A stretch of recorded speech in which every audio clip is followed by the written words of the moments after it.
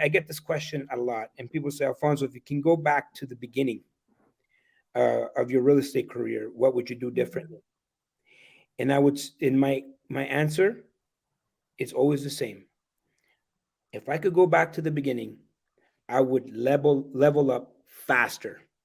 I would go bigger faster. I would expand more. And people's like, geez, like you have hundreds of doors. Like, how's that possible? I'm like, yeah, but I've lived always been below my potential. We all are.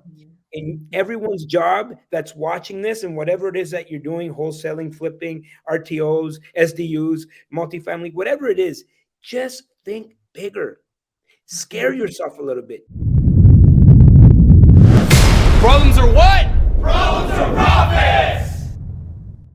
What is going on? It is another episode here of the Problems or Profits podcast. My name is Rebecca Lynn Matheson, aka the Canadian Cottage Girl, and I'm joined by the one and the only Alfonso, and he is going to be telling us a little bit about his story and breaking down really his background as an investor, as an entrepreneur, as a businessman, and really excited to have you on, Alfonso. This is going to be our first time really talking, so it's kind of cool Yeah, just to get to know you a up for little bit that. Let's here. up for that. I know. Well, you know what? I actually love like meeting people through these forums, and I think that's actually one of the cool tangential benefits of podcasts and these long form discussions is like we actually really do get into like the meat and potatoes and really talk about some cool shit. So yeah, let's jump into it here. Well, first I'll just kind of introduce what problems or profits really means and means to me. So it's been such a mantra. I mean, I'm wearing it on my sweater. We've got it on hats, on all of our gear,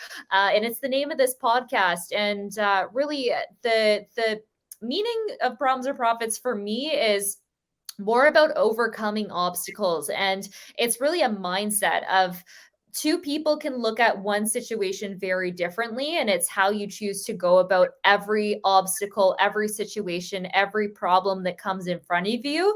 Are you actually going to take it on, or are you going to cower and run away? And I think that mantra of overcoming challenges in business, in entrepreneurship, in life is just such an important philosophy to live by, and that's really what problems or profits means to me. So welcome to the podcast, man. It's so great to meet you and have you on. Good to be here, Rebecca. Canadian cottage girl. Well, they call me the Canadian Godfather of real estate. Woo! We got the Godfather in the house. Hello. I love I'm just that. playing. I'm just playing with you. I'm just playing with you. But You know, congratulations on your show. thank I you. heard really great things. How many downloads? So we are nearing, and actually, by the time this airs, we may be right at 10,000 downloads in our first year. So this is season two. We broke it down into two seasons, year one. So it's so crazy how many incredible guests like yourself we've had on the podcast and just heard so many different stories. And now we have the Godfather on the podcast. So that's huge. Well, you know what? If someone's tuning in right now, I think they better stick around. How many downloads do you need? What's the most viewed episode that you have? Oh, I don't know that offhand. We're gonna have to like flip over to Peter, the Well, producer I'm going to here on tell the you, back this end, is but it. This will be it. This will this be it. one right Yeah, here. because I love that. the information that we're about to share here, and I know you want to talk a little bit about my story, and I want to get into that, but I also want to make sure that I can leave our friends, your viewers, with some tangible steps that they can take, some actionable steps. And Yeah. those steps, if they take those steps by the end of this podcast, they're going to be making millions and on their way to transforming their life. So I'm excited. I don't know about you, but I'm excited. Man, let's go.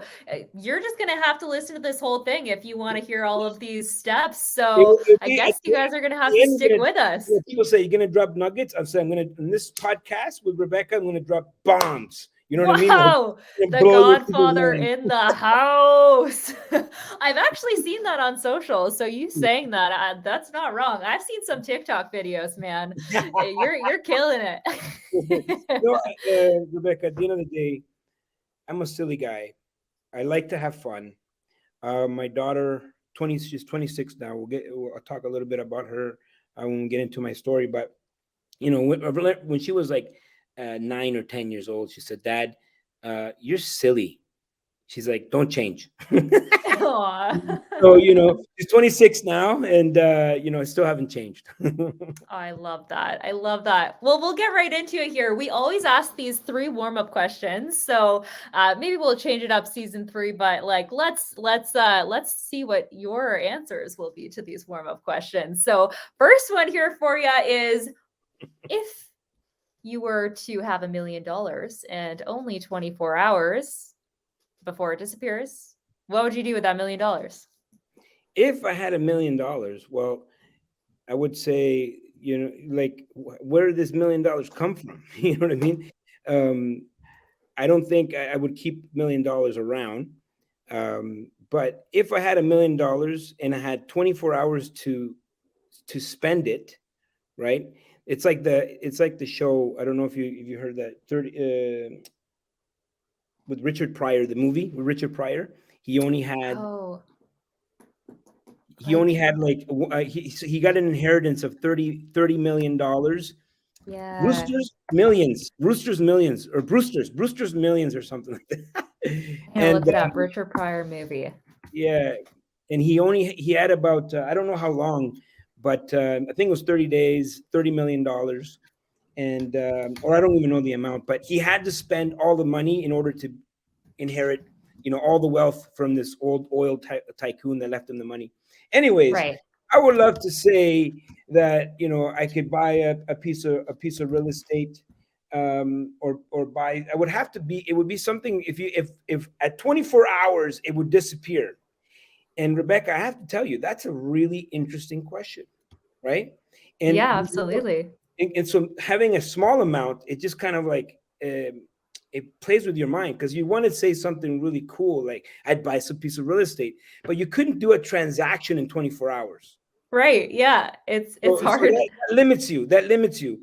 And so you have 24 hours. I would say, what would be the asset that you could buy within 24 hours? It would have to be some sort of crypto. It would have to be stocks, right? Because if the point was to hold it for 20, you have to put it into something, right? Then the next day I would quickly liquidate it and turn that $1 million into $100 million by going back into real estate. Love it. The workaround. That is the true answer coming from the Godfather, is I would invest it all and then pull it all out so I can invest in more real estate. I love that. It's a trick question, right? Because you would say real estate, but then you can't do a transaction in 24 hours. Like you can't really do a transaction. You could buy even crypto. You would have some resistance if you're not set up correctly. Yep. I think because transferring all of that capital, that would be the most challenging thing. Yeah, and then it would be like, what form? How am I getting this $1 million? Is it $1 million in cash? Is it a draft, or So, it's a little. You have to think about it a little bit, but that's what I would do. Good question. I love it. All right, next. For a little bit, I was like, it's a trick question. No, like these warm-up questions, you can take them however you want, and that's really the fun of it. So next warm-up question here is, what is the most expensive thing you've ever broken? What's the most expensive? I've broken a lot of expensive things. I had a Rolex watch, but that can't be the most expensive thing.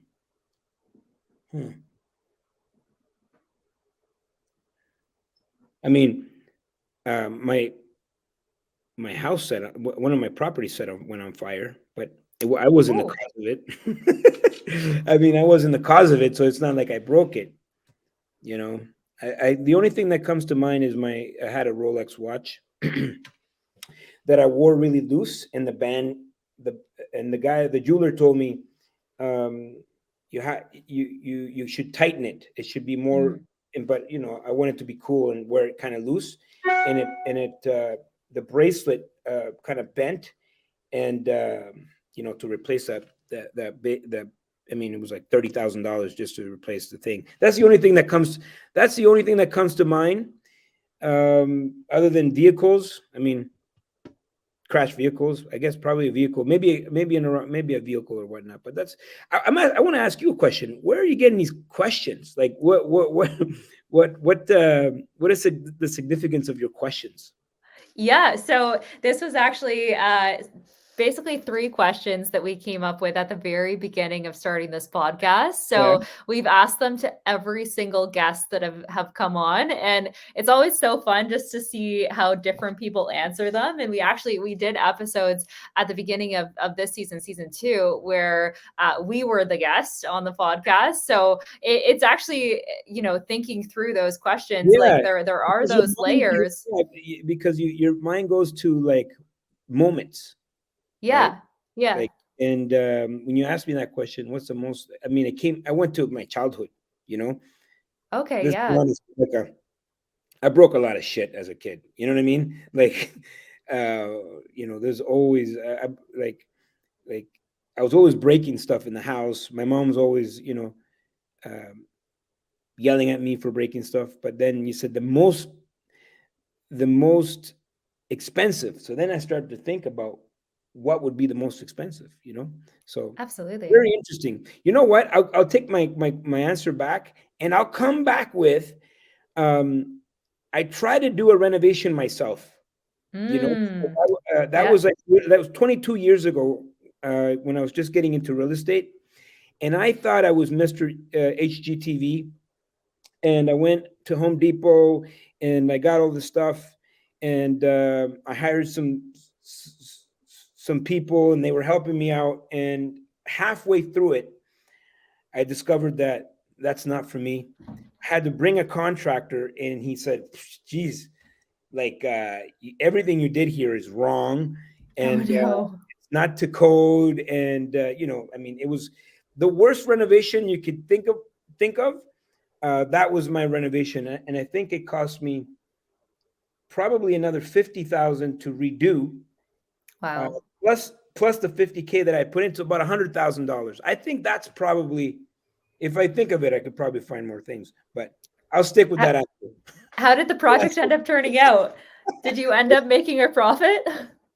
I made a profit, yes. I made a small profit, but I discovered that renovations is not for me. Well, you're gonna pay for an education one way or the Yeah. other. So that was definitely a paid Yeah, yeah. education right there. So I thought I had to think about that one, but yeah, I mean, if you give me long enough, uh, this whole hour could be we could take up on all the mistakes and things that I've broken. I love it. I love it. Well, I'm sure we'll get to more of that before we get to your top tips and tricks here to build and grow the audience and make them even more successful than they currently are, and just continue to help people level up. But last warm up question, and then we'll do a little intro and have to actually tell a bit more of your backstory. But this last warm up question, why are you you? Why am I me? Well, I was definitely put on this earth to impact people's lives. Um, I know that um, everybody has a genius, and everybody was born with something, Rebecca, Yep. something they can offer the world. Most people never discover that because they never have their time, right? So why am I me? I am here. I was put on this earth to help people get their time back. I'm a freedom fighter. I fight for people's financial freedom. That's why I'm me. I love that. I love that. Well, Alfonso Cuadra, the godfather of real estate, we are going to jump right into it here. So, thank you so much for answering all those warm up questions. But But now I'd like to tricky. hear a little It bit was more from tricky. you. It was Boom, boom, tricky. boom. Just crushing them. I'd love to hear a little bit Right more now in from my mind, you. you know what I'm thinking about, Rebecca? I'm thinking about What's that? my first two answers. I'm like, okay, so if I had $1 million, that There we go.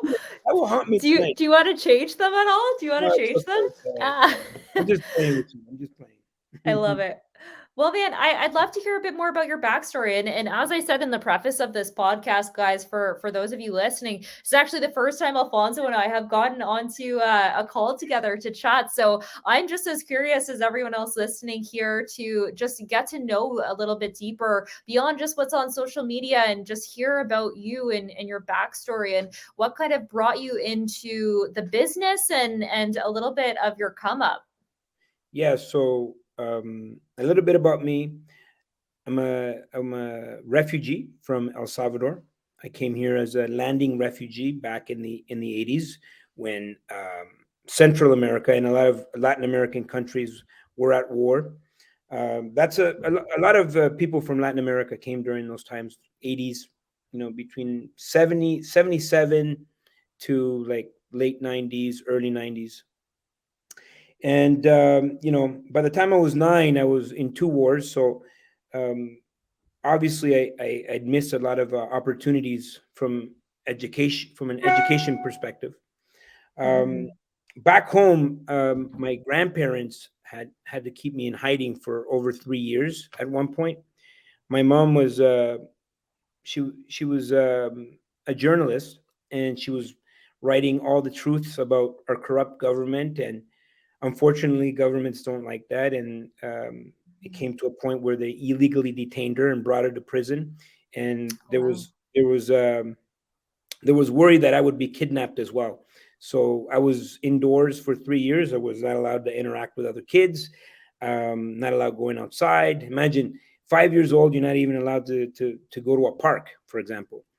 And so that's how I grew up. So I missed a lot of educational opportunities. When I came to Canada, being a landing refugee, it was a tough to integrate into the education system here. Of course, I had to learn English, and by the time they discovered that I had some learning disabilities or whatnot, I was already in grade 7. And I don't know about you, Rebecca, but I never found anything interesting in school. Right, they never taught anything Mhm. that I really felt in alignment with. Not that school is wrong, but when I was 10, I remember I asked a question to one of my teachers because I heard this word mortgage. I don't know where I had heard it. I mean, no one in my family had a mortgage, but I asked the teacher, what's a mortgage? She said, a mortgage is something you get when you're older. So I was like, even at 10 years old, I could call bullshit. You know what I mean? Like, Yeah. like she doesn't know what she doesn't know what she's talking about. And so I felt like I was on my own, Rebecca. Like Right. I felt like we just talked about genius. Everybody has their genius. I felt my genius was being suppressed in school. Mm. I felt really frustrated. And when I turned 15, I happened to hang around the wrong people, and they took me down a really dark path. And I left school at 15. And shortly after that, I left home. And so now I'm homeless. Um, I find myself sleeping on the streets, in banks, all kinds of, I would say, dark places that most of us were, when we see people that are homeless or that are, panhandling for change downtown. Where are you from? So originally from Orangeville, Ontario, but living in London, Ontario. One in Ontario. Perfect, perfect. I Yeah. mean, Orangeville, I'm not sure, but I'm sure you can go downtown London and see a lot of these people that are living on the streets. And Yep. that was me, right? I was just lost. I had Mhm. zero confidence in myself. I had zero. I felt like I was worthless, to the world. I had nothing to offer. I had a small light when I was a young man, when and I started when I was starting to become a teenager, but that light Yep. was crushed. And Mhm. for me, I had a life-changing moment. And a lot of people can have this. Sometimes people have these moments when they're like 40 or 50 years old. For me, it came at 17 when I became a father. Mm. And that was the moment that changed everything for me. My little girl, her name is Talia. She's now 26. And I always tell her, you're my guardian angel. because I was either going to end up in jail, dead, or destitute. I don't know, but she came and pretty much saved my life. See, what happens is, you know, most of us are just, going through life with no purpose or reason. Some of us find purpose, right? Now, I'm not promoting for people to have kids to find their purpose, but that's just that's what happened to me. I was 17 years old. I had zero confidence. I was in a very dark place in my life. I hated myself. And then they put this little girl in my arms, and almost instantly everything changed, because it wasn't about me anymore. It was about her and what I wanted to do and how I wanted to. I wanted her to see life, and how I wanted her to experience life. During the war, my dad left and never came back. Oh, And wow. so I grew up my entire life without a father, and I had a lot of questions. And in my mind, being 12 years old, I remember thinking, like, how is it possible that you have a son out there and you never even attempted to connect with your son? Your blood, your own flesh and blood is out there. And so when they put this little girl in my arms, I'm like, I have to step up, right? And it became my purpose. And it was so powerful, Rebecca. Like, everything changed at that moment. It was like I could feel myself, like I could feel all of the blame and the excuses that I had. I could feel them just like falling off my body. And I said, nothing matters but this little girl. And so I went back to school. I got a job, $5 an hour. I know you probably can't even fathom that. So that shows you how old I am. Minimum wage was $5 an hour. Crazy. Washing dishes, right? The worst job in the history of all jobs. If you want to get a job that will make you work hard in your life and become an entrepreneur and never want to work again, become a dishwasher. But $5 an hour. I'm going to school full time. They give me my paycheck, and I'm like, this is it. This is like this is what my time is worth, and that's what the market value was. That's the minimum wage. That's what they paid. Yeah. And so I said, I got to change. I mean, I got a daughter. I got a family. I mean, how am I going to feed my family? I'm going to school full time. I'm working full time, and like the paycheck. I mean, if I showed you that paycheck, you would like it would be embarrassing. Like that paycheck, after taxes or whatnot, $5 an hour wasn't going to cut it. So I went to. I remember going to Toronto on Yonge Street, and there was all these street vendors. Okay. And I remember I had my paycheck. And I remember they were selling jeans, t-shirts, and mixtapes. And so I bought some jeans, I bought some t-shirts, and I bought some mixtapes. I brought them back to Ottawa. And then I took the mixtape, and we used to, you see, you don't even know this. I say this to my daughter. I showed her cassettes, right? She doesn't even know what a cassette is, okay? When we talk about mixtapes, people are like, what, this doesn't make any sense. Why would you need a mixtape? Well, we didn't have the internet, okay? So you would go to the dollar store, and then the only way you could dub these cassettes is by sticking a little bit of paper in the edges of them, and then you could record. And so you could make from one mixtape, all exclusive tracks that nobody has heard. I could make 20. I went to school with my backpack. And I sold, the first transaction that I did was a $60 transaction. So I sold a pair of jeans that I bought for $20 for $60. And as I'm making this transaction, it hits me. It's like, whoa, at 10-minute transactions, I just made $40 versus 1 hour of my time being $5. And so to me, that was at 17 years old, it was the biggest learning moment in my entire business career. The moment I discovered profits versus wages. Yeah.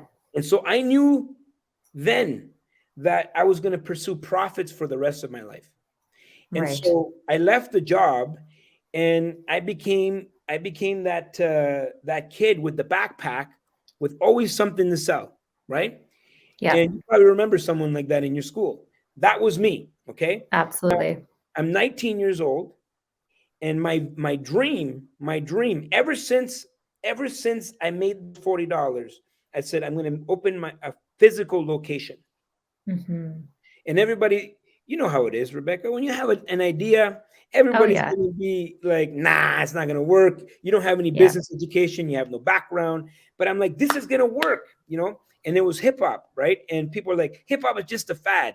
Now, this is in the 90s. This is 96, 97, 98. Like Yep. in Ottawa, there was nothing. There was nothing there. Right. And people said, there's nothing here. It's not going to work. And in my mind, I was like, there's nothing. If there's nothing here, then for sure it's going to work. You know, Hmm. Yeah. and I got my friends together, and people thought I was crazy. Probably about 4% of my friends decided to invest in this opportunity that I had, this vision. Now, when I say invest, people think like, oh, like thousands of dollars. I basically raised $2,700. And to make a long story short, because I know we only have an hour, I took those $2,700 and I turned it into a company grossing in the millions, with Amazing. locations across Canada, all across Canada, from Vancouver Island all the way to New Brunswick. And I had the number one urban clothing store in the country. And I became this entrepreneur.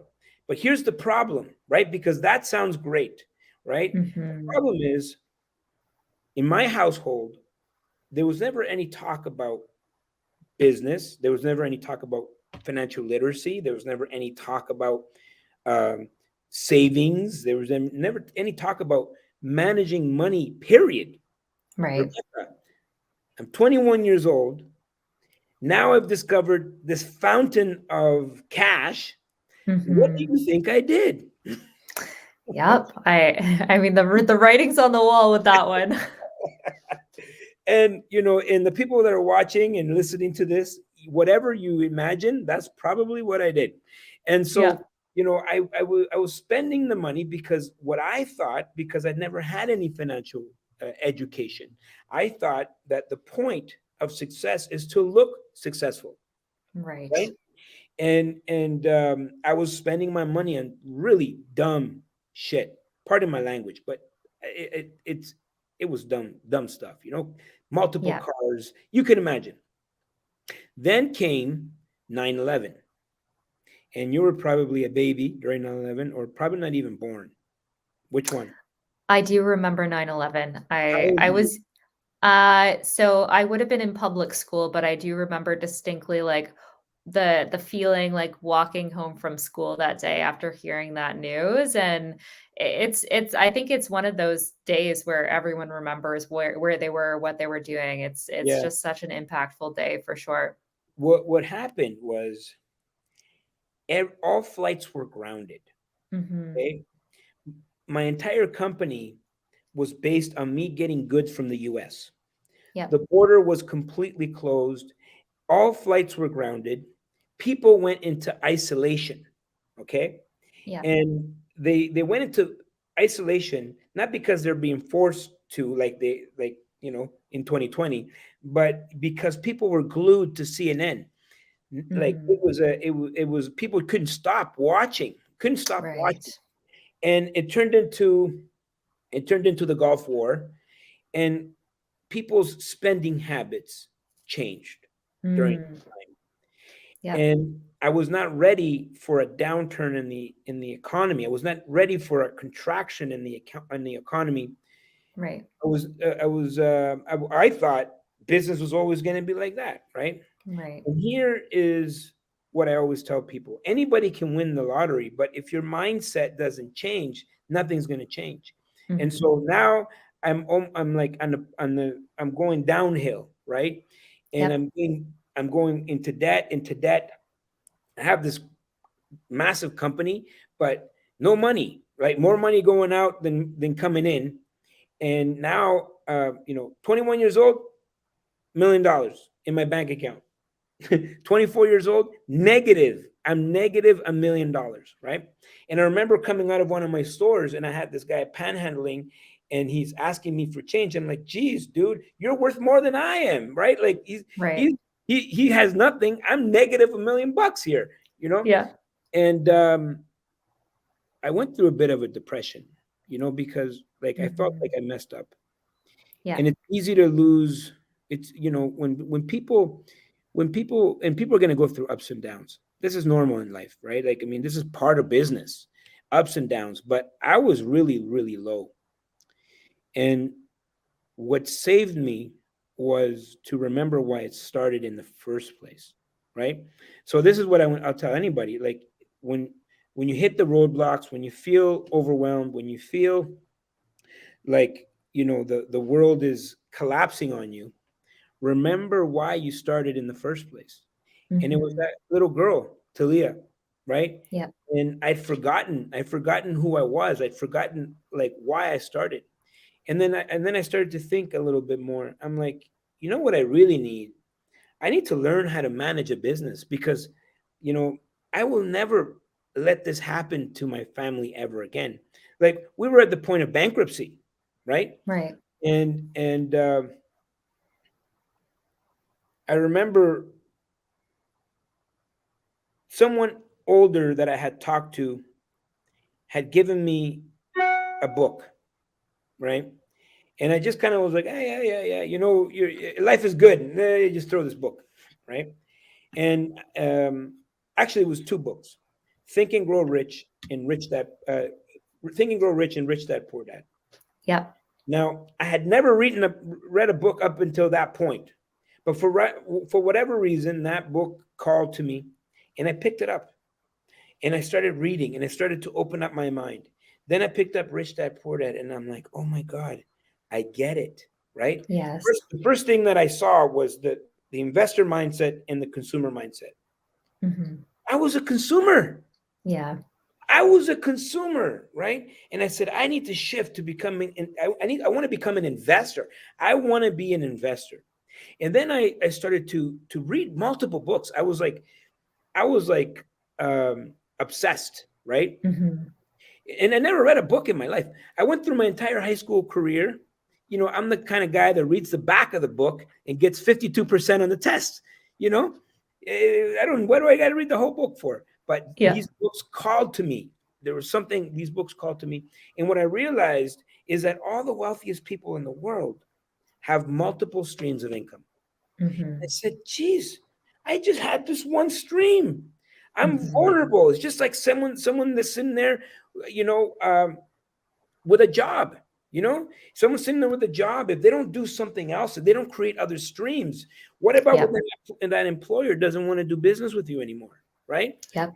And so I was like, whoa, I need to, expand my mindset, right? I started to transform. I was like a possessed person. Now, I didn't go bankrupt, but my first step was to sell everything. I wanted to start from scratch, and Yep.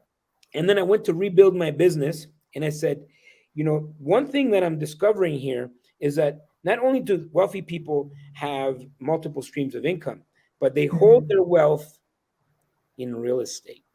Yep. And I said, that's what I want to do. But I also noticed something very specific. Out of all the books that I read, and all the study that I did on wealthy people, no one ever bragged about their triplex or their duplex. Most of them had commercial or larger properties. And then, to me, that made sense. To me, that was like, okay, that makes sense to me, because obviously economy of scale, you have more people giving you money. It's like opening up a business and you only have one person, only have one customer, right? It's just like Yep. having one stream of income. And because I was burnt there, what I set out to do, because I was still going to pursue business, but I wanted to create a secondary stream of income that was indestructible. Armageddon, Absolutely. right? Because I'm like, whoa, business is like this, right? So that's why I got into multifamily, and I started to grow my portfolio. And then 2009 came, where you had the crash in the U.S. and the correction here in Canada. And then I was ready, right? Because I had Yep. read reduce my expenses. Everything I was doing, I was just pouring it into more real estate. And so then I made some big moves during those times. And now I'm here with you, Rebecca, 600 units. I've built a really amazing company. We're proud of what we've built. We have an amazing infrastructure. And now we're set to build even bigger. So we're going to 7,500 units in the next 5 years. Apartment buildings all across Canada. We're going into the US. And at the end of the day, it's like I have to pinch myself, right?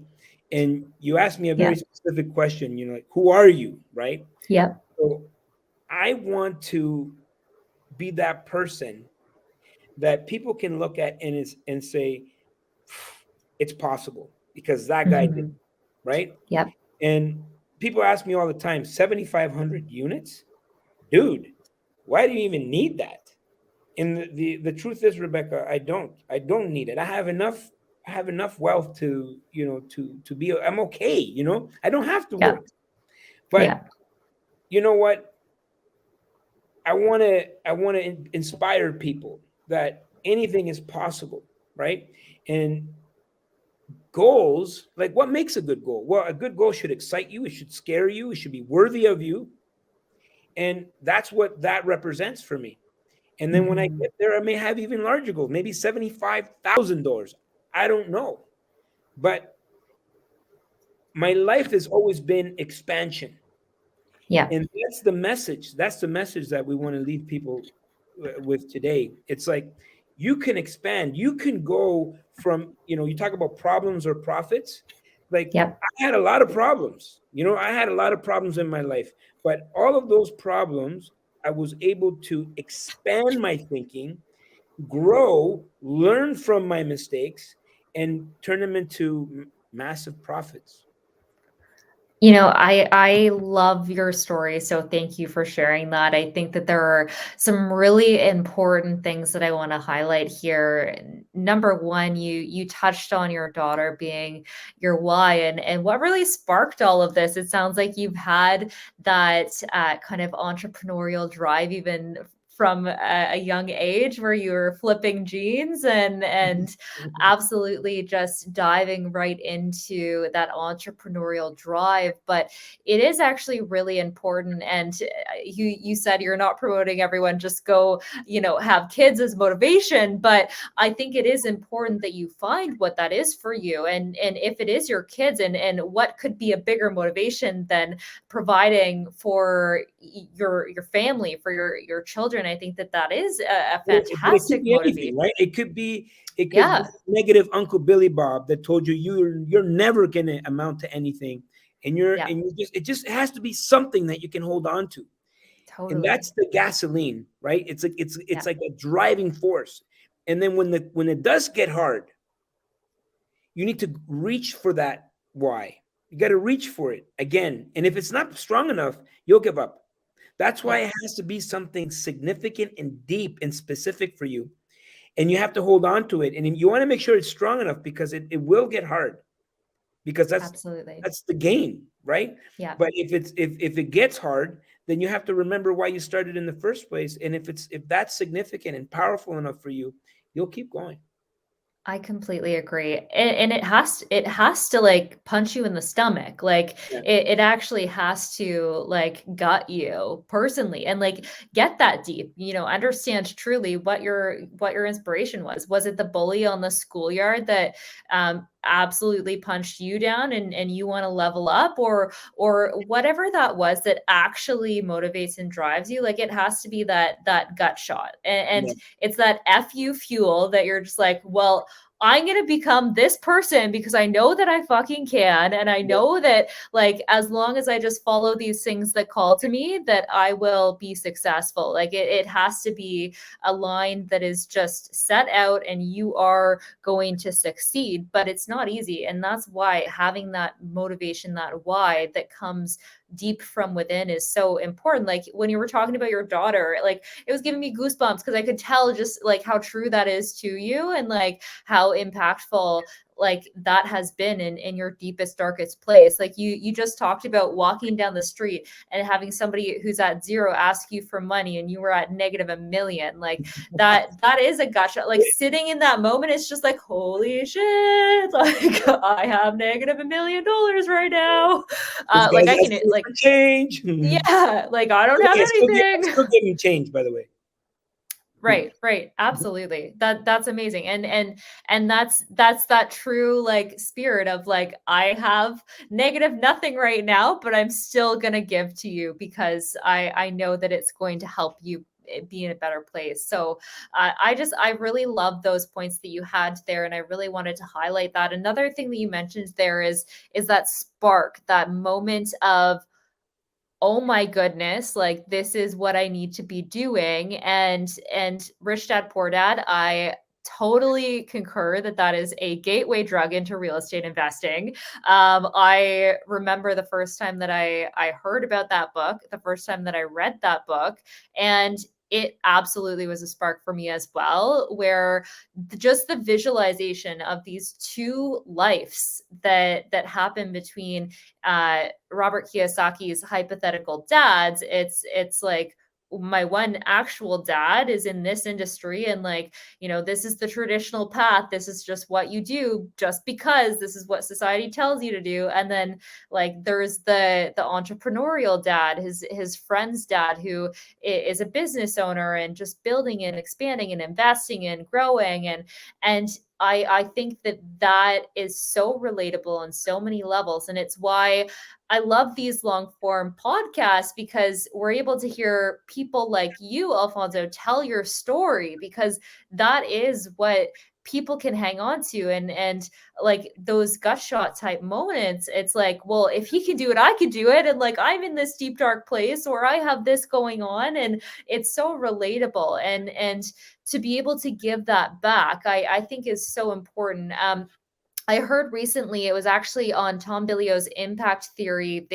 He had Tillman Fertitta on, who is actually like the CEO of multiple casinos, multiple restaurants, the Houston Rockets, and net worth of like over $1 billion. Like he's a billionaire, but like he keeps going. And one of the things that he said that stood out for me so much was like, I get to go play business every day. Like I'm excited to go into the office because I get to go play in my arena in business. And like, why do you keep going? Why do you keep going and leveling up to the next thing? Well, like I get to, like, you know, like I can, like I can keep leveling up because I've expanded and gotten to this point. And I love that you highlighted that at the end there. Like even now, even after you've gotten that success, now you can keep growing and create even more of an impact and tell people about your story and give back, because it's important to continue to level up no matter where you're at in life. And that is a true vibe. That is a true mantra.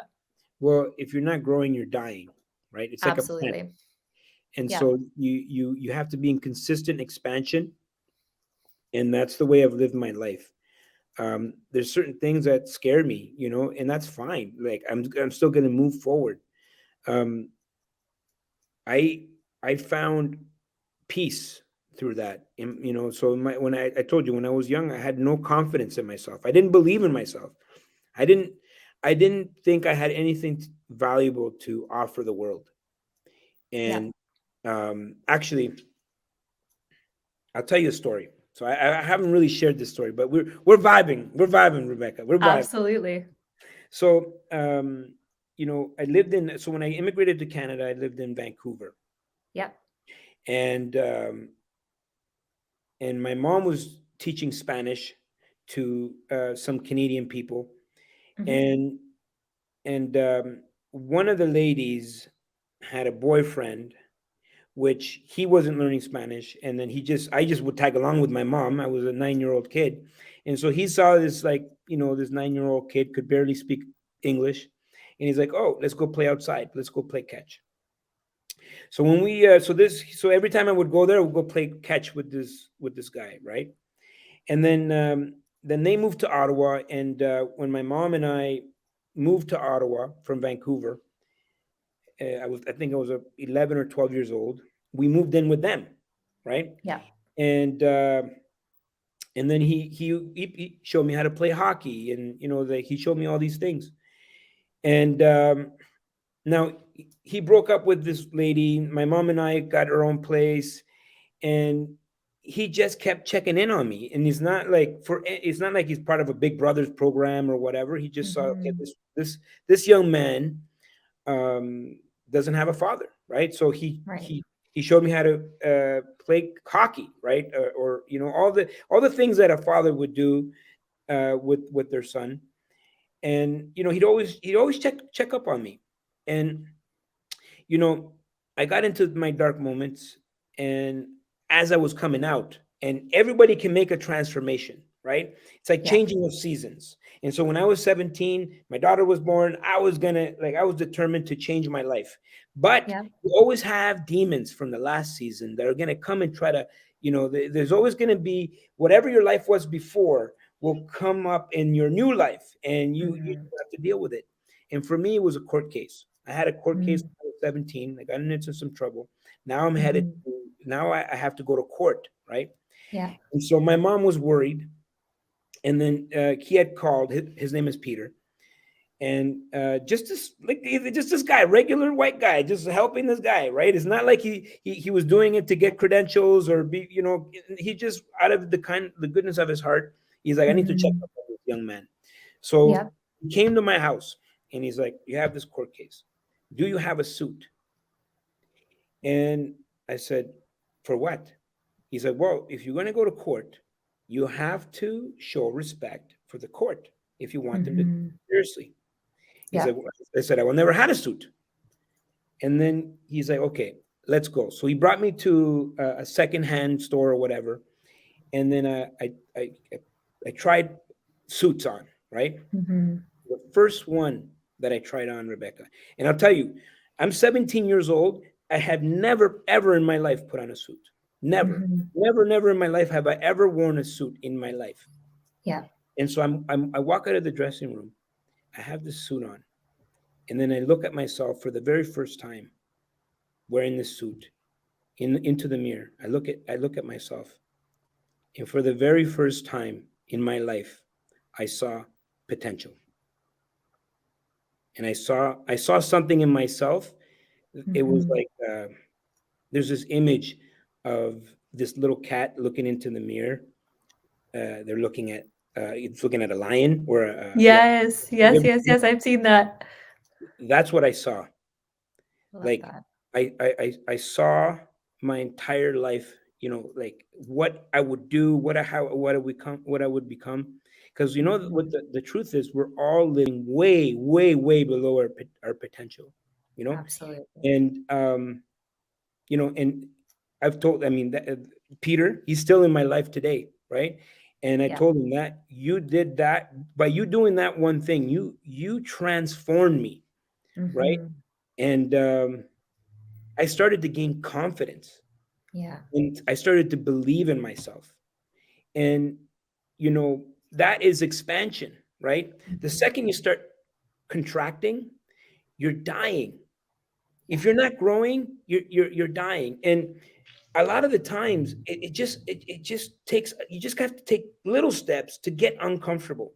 But you need to get comfortable with being uncomfortable, because if you just are stagnant and you're not growing and you stop expanding, you're actually dying, and you're not even coming close to living to your fullest potential. You're not tapping into your potential. Absolutely. That is such an important story. So thank you for sharing that. And sometimes that's all it takes is just standing in front of a mirror and seeing yourself in a different light and seeing yourself literally, as you said, have potential. And I absolutely love that. And mentors come in all sorts of different forms and sizes.